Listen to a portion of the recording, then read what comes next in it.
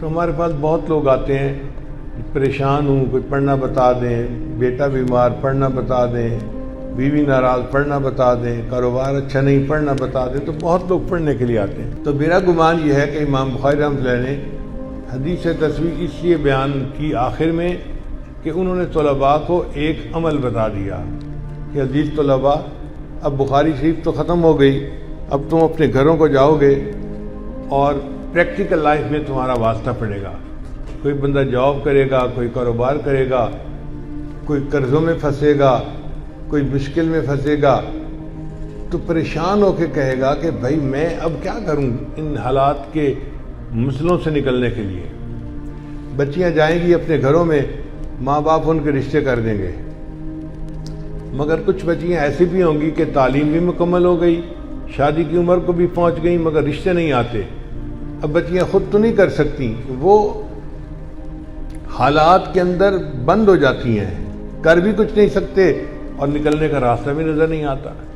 تو امام بخاری رحمۃ اللہ نے ان کو عمل بتا دیا کہ اگر تم تسبیح کا ذکر زیادہ کرو گے تو اللہ تعالیٰ تمہیں ان حالات میں سے نکال دیں گے۔ اور اس کی دلیل یہ ہے کہ یونس علیہ السلام ایک پیغمبر تھے جو مچھلی کے پیٹ میں چلے گئے تھے۔ اب مچھلی کے پیٹ میں ان کو سمجھ نہیں لگ رہی تھی کہ باہر نکلنے کی کیا ترکیب ہے، کوئی مخرج نہیں نظر آتا تھا۔ انہوں نے اللہ کی تسبیح بیان کی، لا الہ الا انت سبحانک انی کنت من الظالمین۔ اللہ نے مچھلی کو حکم دیا کہ تم میرے یونس کو کنارے کے اوپر واپس نکال دو، چنانچہ ان کو مچھلی کے پیٹ سے نجات مل گئی۔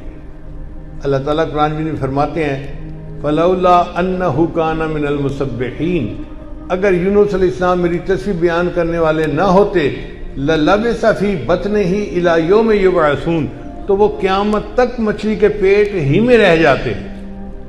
مصیبت اتنی بڑی تھی کہ قیامت تک انہوں نے مچھلی کے پیٹ میں رہنا تھا، مگر تسبیح پڑھنے نے مچھلی کے پیٹ سے نجات عطا فرما دی۔ تو کئی مرتبہ لوگ قرض کی مچھلی کے پیٹ میں پھنس جاتے ہیں، نکلنے کا راستہ نظر نہیں آتا۔